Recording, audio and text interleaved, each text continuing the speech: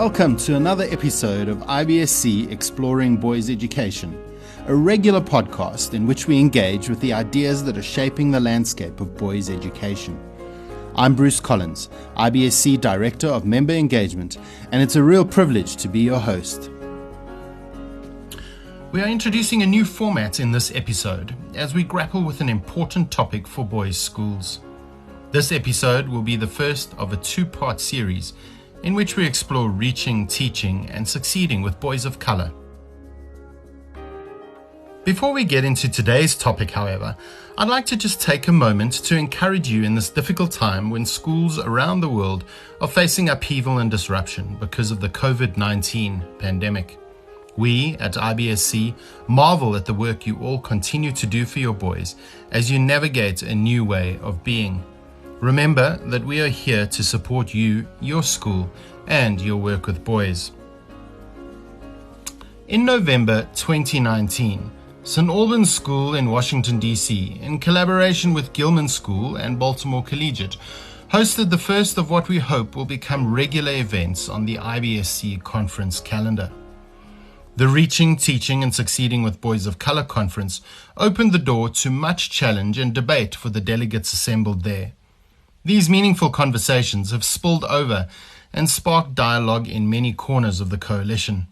As a result, this two-part podcast is one more way of engaging other people in this conversation.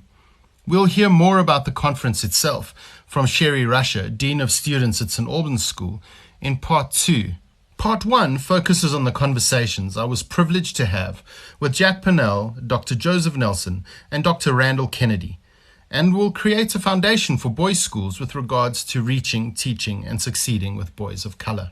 In Part 2, which will release soon, we speak to teachers and school leaders in New Zealand, the United States, South Africa, and other parts of the world about their work with boys on the margins.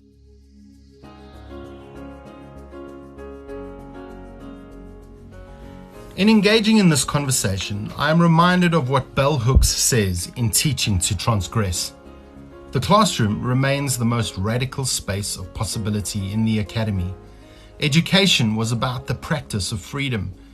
As a classroom community, our capacity to generate excitement is deeply affected by our interest in one another, in hearing one another's voices, in recognizing one another's presence. My teachers made sure they knew us. They knew our parents, our economic status, where we worshipped, what our homes were like, and how we were treated in the family. It is clear to me that we cannot ignore this work and that it is imperative for us to engage in these important conversations. We start by connecting with Randall Kennedy, who is the Michael R. Klein Professor at Harvard Law School, where he teaches courses on contracts, criminal law, and the regulation of race relations. Kennedy writes for a wide range of scholarly and general interest publications and is a multi-book published author. At the start of our conversation, I asked him to share about his interest in the topic of reaching, teaching, and succeeding with boys of color.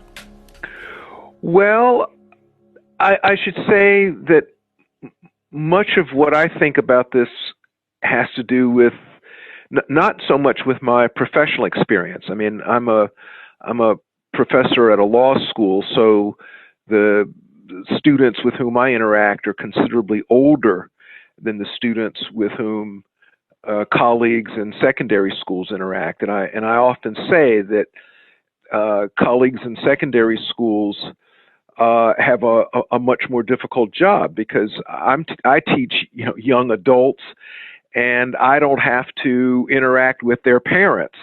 Whereas if you're in a secondary school, you're teaching teenagers, and you are interacting with their parents, and that's a much more difficult undertaking. So much of my thinking about this, really, I tap into my own personal history. The most important school that I attended was my secondary school, St. Albans School for Boys in Washington, D.C. I was one of few black students at St. Albans. It was very important to me.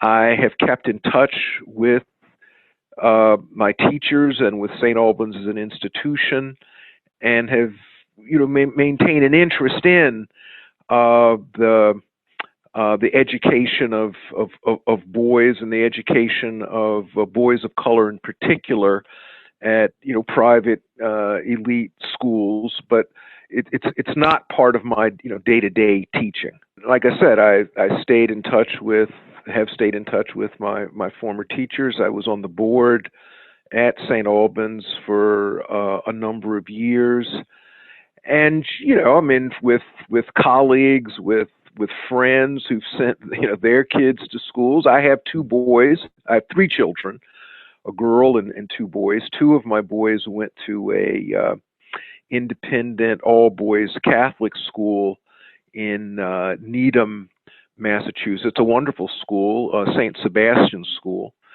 So, as a parent as well, I guess I've been very interested in this subject.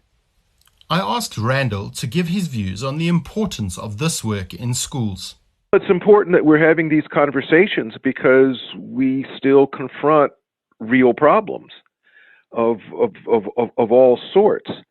I mean, the fact of the matter is that it's still the case that in many private schools, the number of boys of color tends to be small, and sometimes vanishingly small, and that raises issues, that raises problems.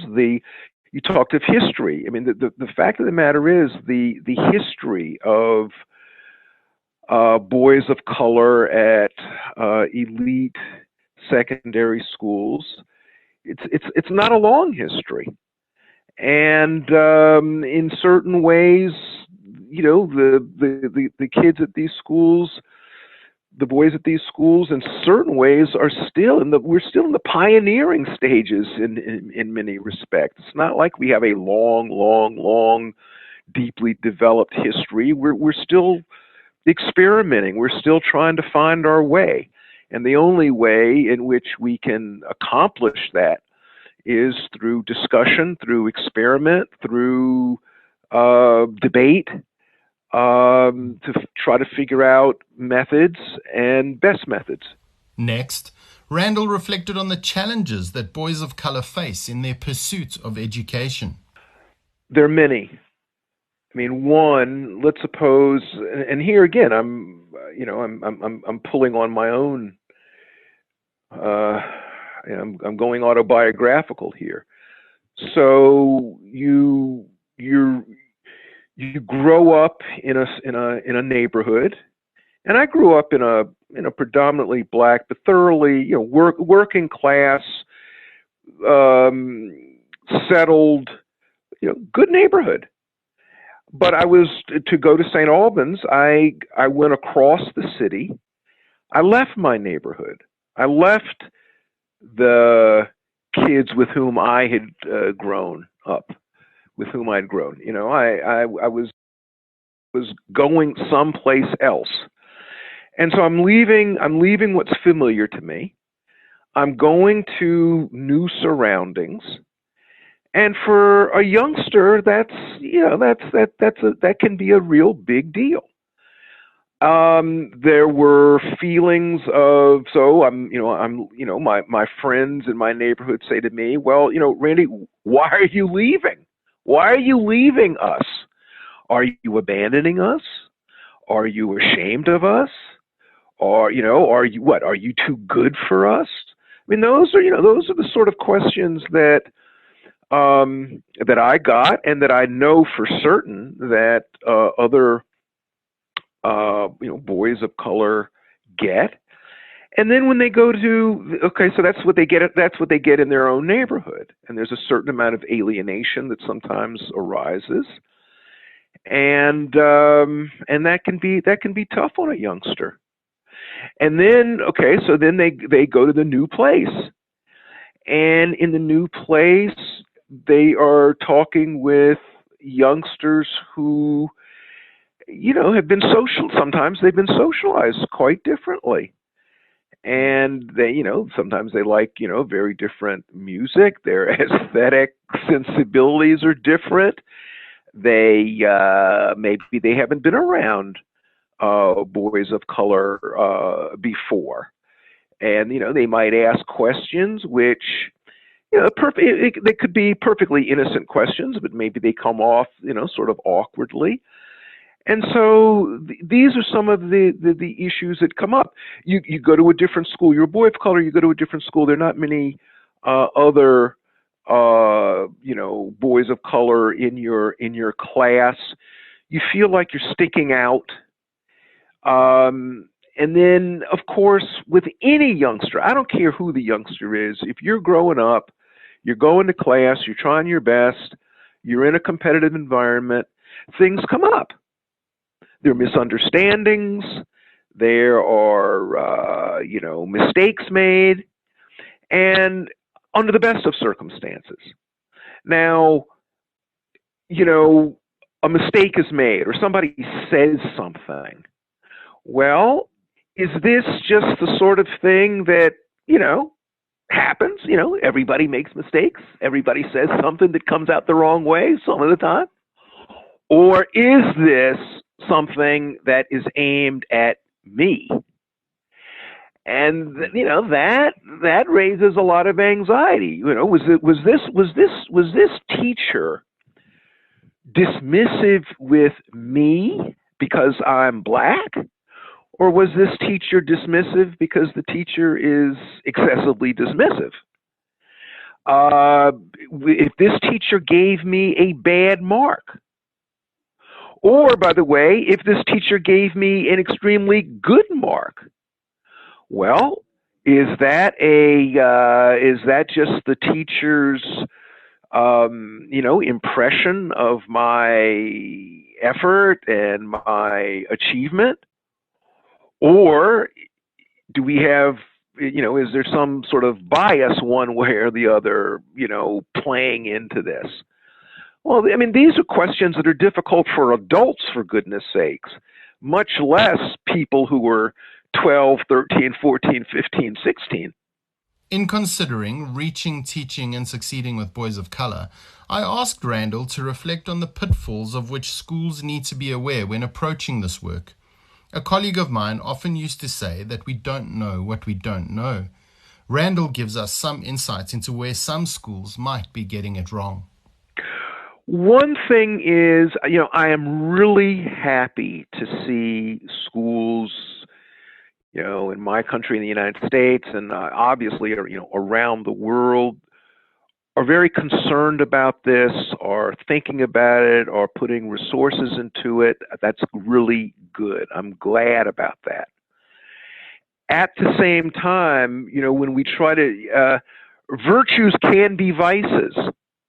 And one thing that I'm concerned about is I see sometimes that my perception is that sometimes out of the laudable effort to be welcoming and to be supportive and to be helpful, my perception is that sometimes institutions are going overboard and are actually being counterproductive in their efforts to, actually be helpful. So, I mean, here's the thing, and again, people are going to debate this and talk. There's going to be debate about this, and different people are going to see things differently. But, you're asking me my view, so I want to share with you my view. In the United States, both in elite private secondary schools and in colleges, so there's the following sort of debate that goes on. Well, how should we bring in kids who are, maybe from families that have not have not gone to private institutions before. Maybe maybe the parents weren't alumni of these schools, for instance. Maybe it may very well be, these are the first kids that have gone to schools like this in the history of this family. So how do we deal with such students? Do we just say, okay, you're in, and by the way, here's, and you've got scholarship money, and class starts on Monday at 8:00? I mean, do we, is it that? Or do we do more? Do we, for instance, have special programs where maybe we bring those kids in 1 or 2 or 3 or 4 weeks early for purposes of preparation, for purposes of supplementation, to sort of maybe try to get them up to speed? It seems to me that's a complicated issue, and I think that people need to be really very need to be thinking hard about it. I don't maybe maybe it's a good idea. On the other hand, in these discussions, I think that people ought to be asking, should not take for granted that it is a good idea. So, for instance, I've seen settings. I'll go back to my college. I went to Princeton University. When I left St. Albans, I went to Princeton. When I was a freshman at Princeton, most minority students went to it was either a week or might have even been 2 weeks of it was a program that began before the school year began. And clearly the purpose of Princeton University was to help out, minority students from various places. And the best of intentions. Now, interestingly enough, I was not asked to be part of it. I just showed up, Monday morning with, the great mass of students. I was not asked to be part of the program. Looking back, I'm gonna tell you, I'm happy that I wasn't part of the program. I think that the program, again, well-intentioned, but it had some, I think, rather negative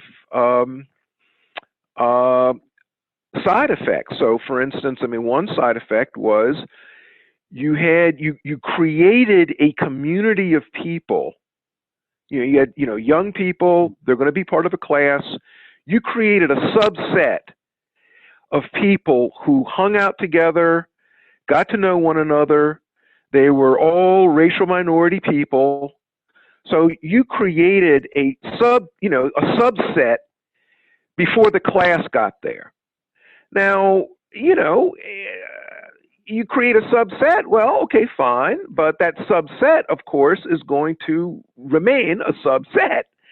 And I think that, there were certain ideas that sort of were let loose in that week or 2 weeks, however long it was, a certain sort of what I think sociologists now refer to sometimes as, an oppositional culture. There was a certain sort of skepticism toward the broader community.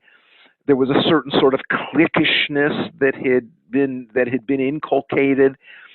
So, I think these are things that people ought to think about. If I'm going to a school, if I'm going to go, I'm a black kid.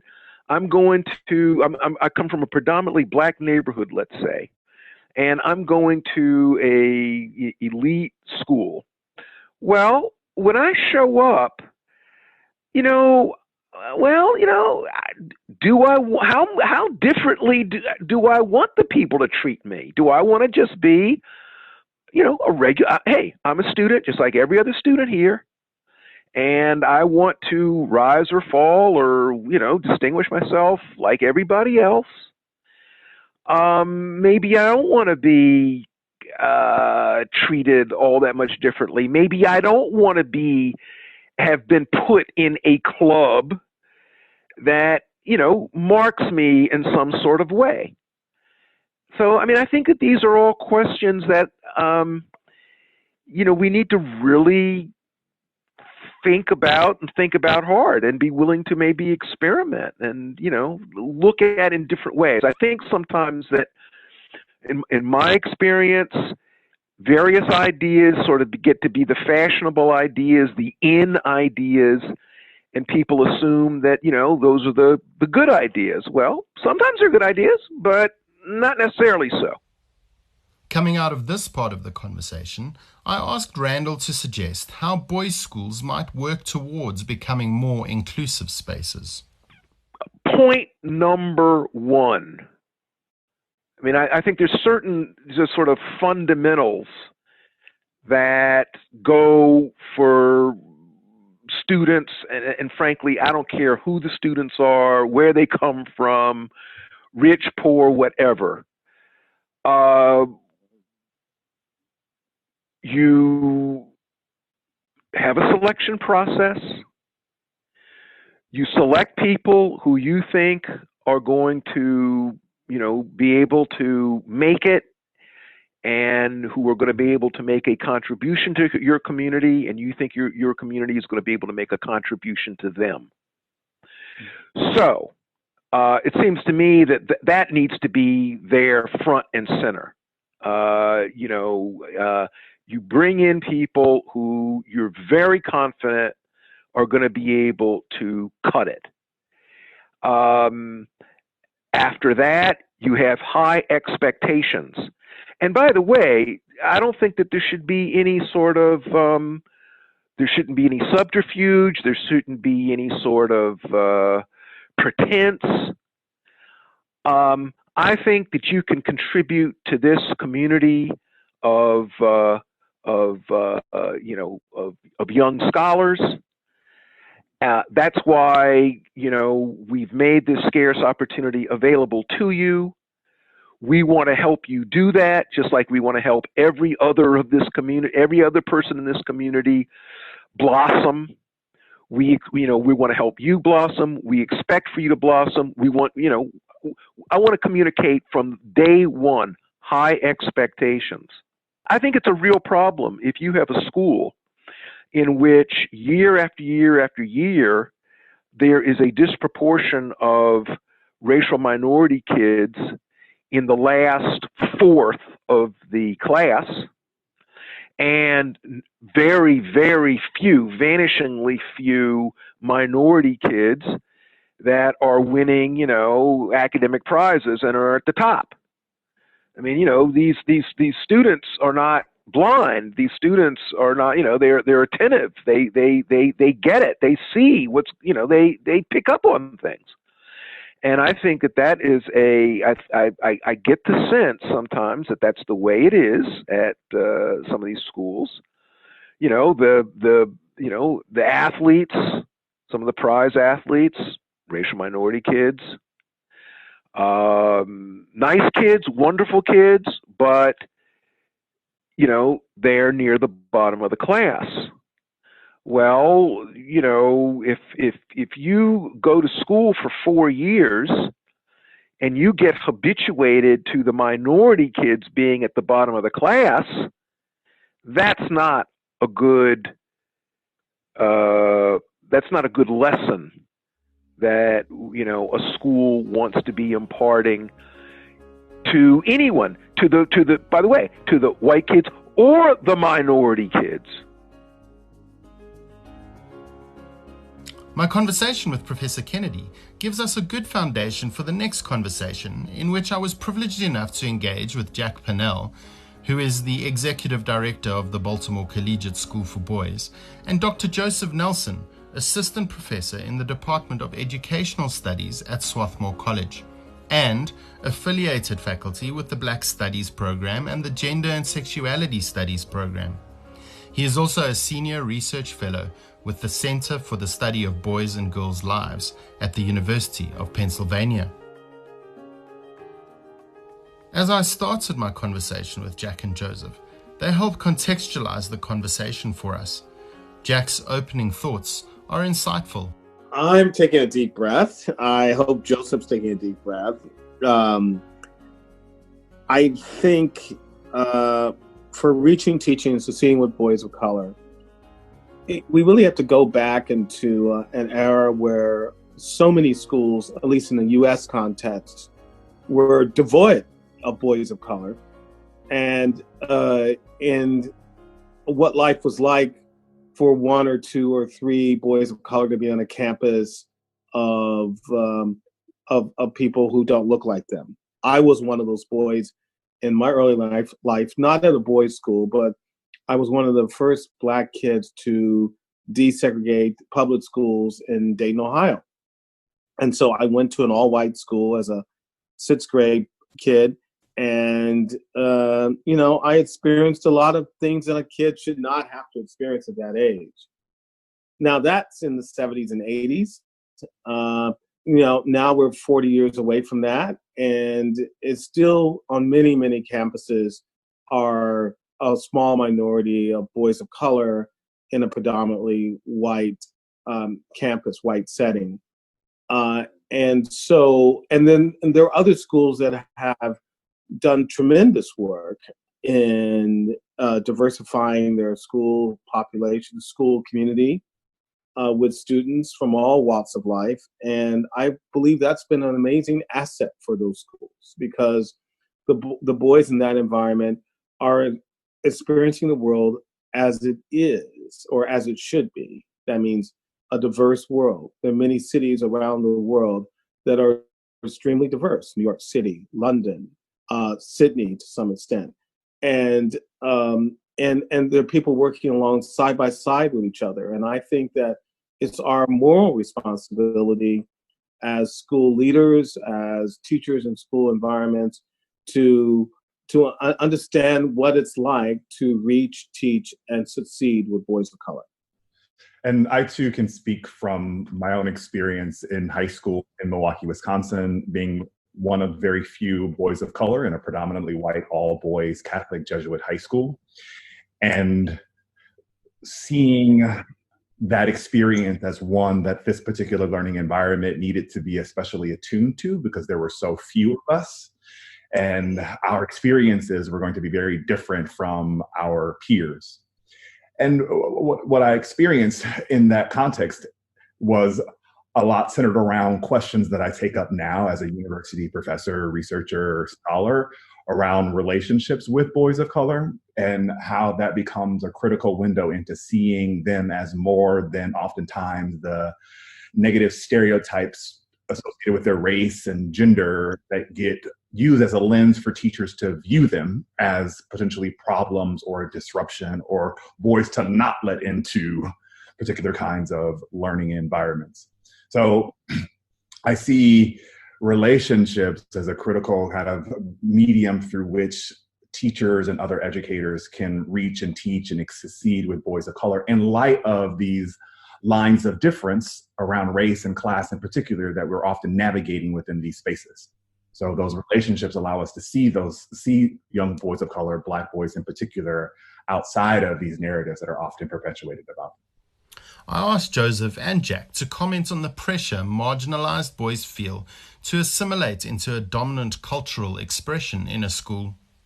I think that there needs to be explicit conversations with boys of color about the learning environments that they're entering that are predominantly white, that they have particular histories that are tied to particularly local context. So speaking in the US, there's a strong history around race relations within the US that oftentimes independent schools were contexts where very few Blacks attended. And there are norms and expectations within those environments that often are aligned with white Eurocentric perspectives and histories that shape their learning experience. So I think it's important for boys of color to recognize that that's part of a context that they're entering, that then allows them to see who they are as something that is a value or a contribution to this learning environment, and not be seen or not see themselves as a burden or a deficit, but in fact something that can enhance and expand and enrich these communities in light of their own distinct racial and cultural background. Yeah, Bruce, I think the choice of the word assimilation is interesting. is fraught with some worry for me, because there might be an expectation by some institutions that why can't the boys of color be just like us? And I think the goal of education is the goal of education, particularly I think the goal as a leader of an all boys school, is that I want boys to discover who they are, and to be comfortable in who they are. And for a boy of color, and I also want to mention boys on the margin. There are boys who low income households or who from indigenous cultures in other countries, that we might not use the same language, but we're talking about that boy where he is seen as a minority on a school campus. That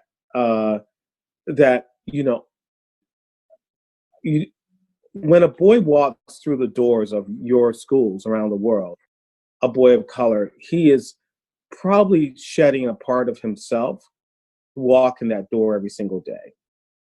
And at 12 and 13 years old, you may not know what that means, but I can tell you, having lived it, that it's a struggle. One friend of mine who went to a private school says he was in Washington, D.C., and he lived in a segregated part of the city, and he would take 3 buses to get to school. And he said he would spend his time dressing on 3 buses to look right to walk into school, and then when he left the school, undressing so he could go back to his home community. And so there's a lot of weight there, right? That's put on that boy's lived experience every single day that has to do with maintaining who he is, staying connected to his family, honoring who he is, and also going into a school and figuring out how he's going to live and thrive and study in a school that can be remarkably different from his life at home. Yes, and it's a constant, regular navigation that boys of color or boys on the margin have to contend with, that represents another layer of resilience that they need to exercise in order for them just to be a successful student, that we oftentimes overlook or don't acknowledge or don't recognize. And it's their adolescents, early adolescents, children even, that these expectations for them to think about what parts of themselves are they going to de-emphasize or emphasize and still hold a positive sense of self throughout all of that and do well in physics, becomes all these factors that they have to contend with, that I think we as educators and as folks who work in schools can think about how we can organize schools or structure schools in ways that mitigate the levels of resilience that often boys need to exercise. So I suppose the question is this: is there a crisis in the education of black boys, marginalized boys, and boys of color? Joseph and Jack weigh in on this question in turn. In popular discourse, in news and media and film, oftentimes how black boys or boys of color get framed are in fact in crisis. And what they're speaking to are often a set of negative social and academic outcomes. So outside of schools, seeing black males leading the country in rates of homicide, suicide, and incarceration. But then within the context of school, we see them overrepresented in suspension and expulsion rates, and then underrepresented in advanced placement and honors courses, and then more likely to be designated as students who have special needs, and then ultimately are more likely to drop out. So it's these both social and academic outcomes that make up this crisis, at least particularly within the US context, that is derived from a history of race relations in the US that perpetuate a set of stereotypes about black men being hyper-aggressive, anti-intellectual, hypersexual as the archetype of what it means to be a black man, that then has roots to the history of slavery within the US. So from one generation to the next, we see a perpetuation of images that then contribute to how we organize schools and communities as places that are racially marginalizing and then also marginalized by gender, that then contribute to the perpetuation of these outcomes and situate them within the black boys and men themselves, rather than the schools and neighborhoods and communities within which they navigate that are designed in ways that are responding to this negative image that only contributes to the continuation of these outcomes.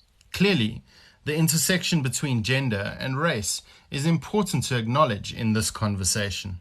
Absolutely. That, it's a set of they call it a double threat in ways, that a confluence of both racial and gender stereotypes intersecting in a way that causes teachers and other educators to have a particular view of them. So what does it mean to be a man and a boy is intersecting with what it means to be Black. Jack Pannell continued by reflecting on his experience in this regard. I created a school for boys in an urban setting that where the majority of the boys are Black.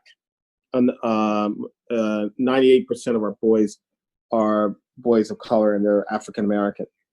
60% come from single parent households. And 70% come from households living in poverty. I would say that our school is, in many ways, and Joseph has been to visit it, is unapologetically Black. And when I say that I think there's a notion of safety when our boys come into our space, that they feel safe, they feel loved, and they feel understood. And we work very hard to not prepare them for a world that is all of one color, but we work hard to prepare them so they can compete and succeed in a world that's often hostile to them. We have a boy at an all-boys boarding school here in the U.S., and this boy experienced a very racially charged incident at his school with a roommate who called him out by a derogatory word, a racially charged derogatory word, and the boy had to deal with it on his own. And he wrote to his mom. He said, "I didn't tell you, Mom, about it because I didn't want to lose my scholarship." And that gave me great pause. Like, this was bigger than him. This was an institutional problem. This was a problem involving another student who should have been severely punished or expelled from the school. But yet this 13-year-old boy is trying to navigate this on his own. Truth is, many schools, including schools in the IBSC network, are doing wonderful work to support boys of color and marginalized boys to succeed. The most important place that schools are doing there are making affirmative steps to recruit and support financially boys of color to come into the doors. They're opening the doors, creating access to a high quality education. That is the number one thing I see. The second thing is many schools have created positions for people dealing with diversity and inclusion. So there's a conversation afoot at most schools about diversity and inclusion. There's a period, I think, of self-introspection to say, what have we done wrong? What can we do better? I see an eagerness to change and to be self-reflective. So I think that's very good. And I think I'm seeing more graduates of these schools wanting to come back and make things better for them, for the present generation of boys at schools, than for their generation. Yes. And what I can speak to in that regard too, particularly within the IBSC network, is a doubling down on the importance of relationship building and relational teaching as a practice where teachers are being supported and coached around developing positive learning relationships with boys in schools, and then Black boys or boys of color or marginalized boys in particular, that when learning is the goal and there's these lines of difference that we're navigating around race, gender, and class, and that are tied to being marginalized within particular local or global contexts, there needs to be an intentionality brought to those relationships that are rooted in a sense of curiosity, a sense of understanding a boy's perspective and experience that helps you understand their worldview better, that helps you better teach them in the context of your own school or classroom. And it's through those relationships that you learn that the boys that once you had these images of that are tied to these race and gender stereotypes becomes the furthest thing from, or in many ways, so much more than the narratives that are perpetuated about them. And then that is what allows for a reimagining of boys of color, which I feel is fundamentally at the root of all of the issues and outcomes and crises rhetoric that we hear. It's a fostering of a reimagining of boys of color and marginalized boys that then will allow teachers and educators to see their great potential and promise, and then work to realize that in their lives. Joseph and Jack continue by highlighting the questions about which they believe educators of boys need to be thinking. I want them to be thinking about who their boys are, and making a concerted, genuine effort to get to know them, and always checking in with themselves about what efforts am I making to ask them about their experiences, really value their perspective, and then learn about their lives. That then I think is, as maybe commonsensical as that may sound or appear, I think it's one thing that still gets in the way of educators being able to effectively teach boys of color. Thank you, Joseph. I think that's pretty clear. What I see it as, I really want to be very precise, is that I think staff in many schools are not as diverse as they could be, and so therefore, because they're not as diverse as they could be, then I think it's incumbent upon all staff at a school to do exactly what Joseph mentioned, is to develop real, authentic learning relationships with their boys of color and marginalized boys. And Joseph and I have come to a shared opinion that this can be taught. It doesn't matter if you're black, white, green, blue. We can teach how to have develop positive learning relationships with boys of color. I think we're saying, Joseph, maybe you disagree, we're saying that it looks different. It looks different for boys of color, and you shouldn't come to it with a lot of assumptions, but you should be willing to have a growth mindset around understanding how you can be most effective with your students on a social, emotional, and learning perspective. Yes, and I do agree that we've learned through asking teachers about their relationships with boys, as well as asking boys about their relationships with teachers, what are gestures that they've known for teachers to extend that has been helpful in them building a positive relationship. And there are ones in light of kind of how boys of color have been marginalized within school contexts that are more beneficial than others, or were found to be more salient than others. So for example, establishing common ground, the task of a teacher exploring similarities that they have with the boys that they teach. And that simple gesture of acknowledging the same interest in sports, or even the same interest in technology, or same interest in a television show.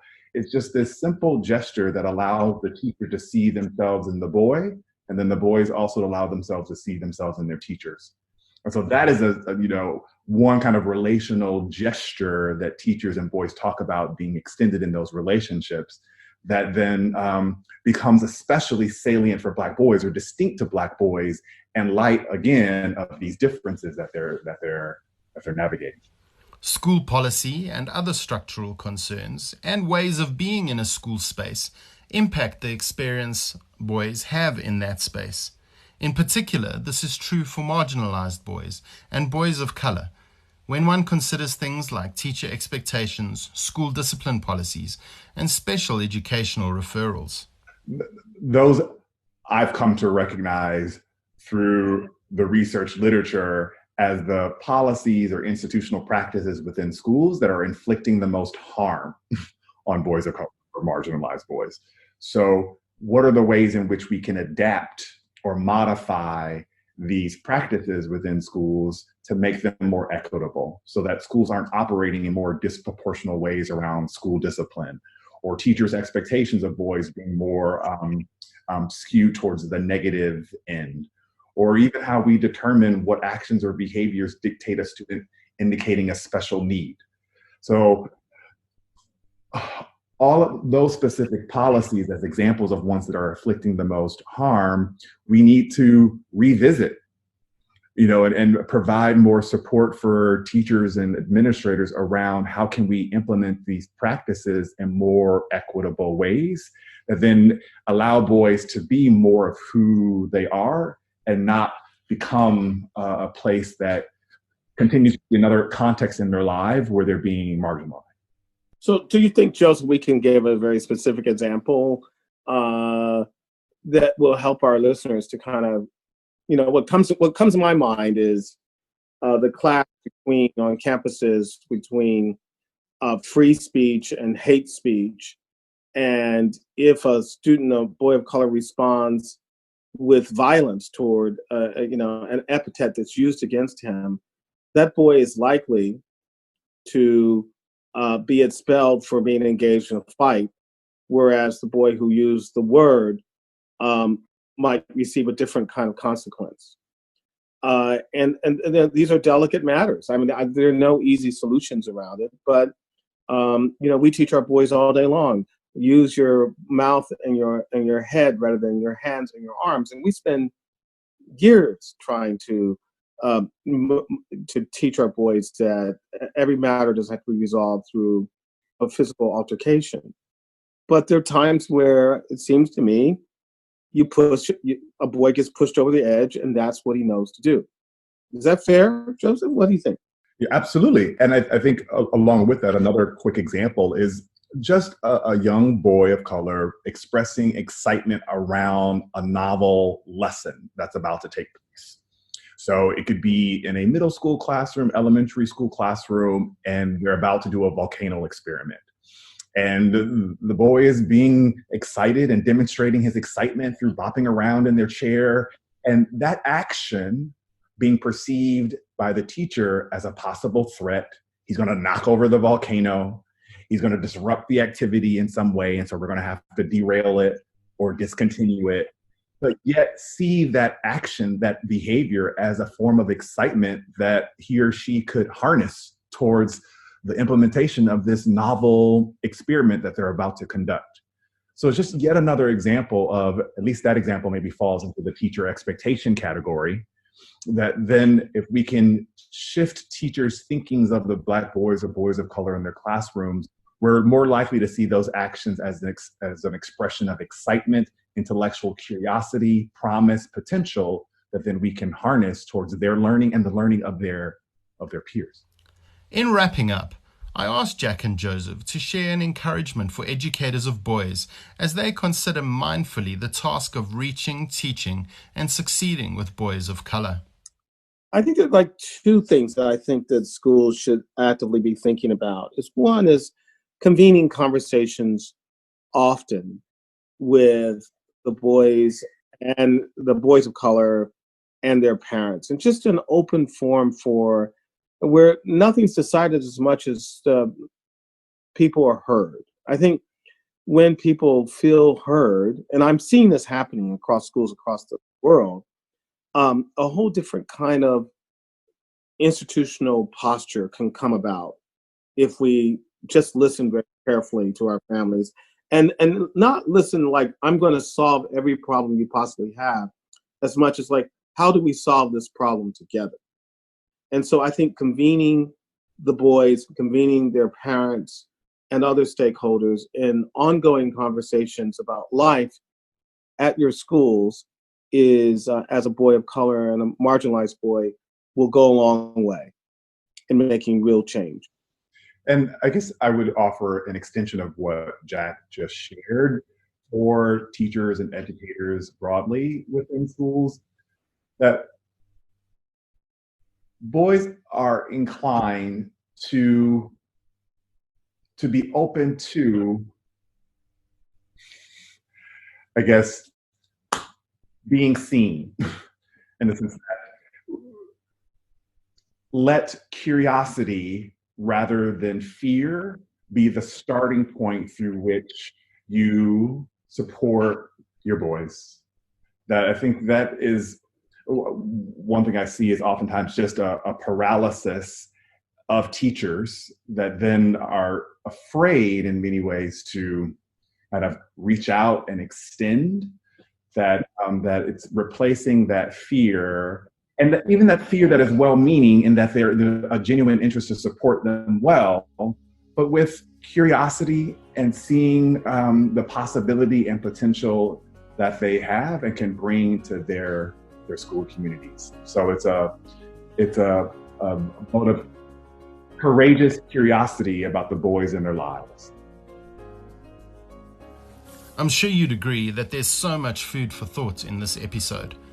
I am challenged in particular by Dr. Joseph Nelson's encouragement for us to let curiosity rather than fear be the starting point for our support of boys of color and marginalized boys, and that we would all develop a courageous curiosity about the boys in our lives. Join us soon on part 2 of this episode as we connect with educators from around the world who will share practical insights about how this work finds authentic expression in their contexts. Don't forget to send us your thoughts on a WhatsApp voice note. We'd love to feature as many voices as possible on this topic in part 2. You can send these voice notes to +27 71 8911 898. Until our next conversation very soon, especially in this challenging time, keep safe and well.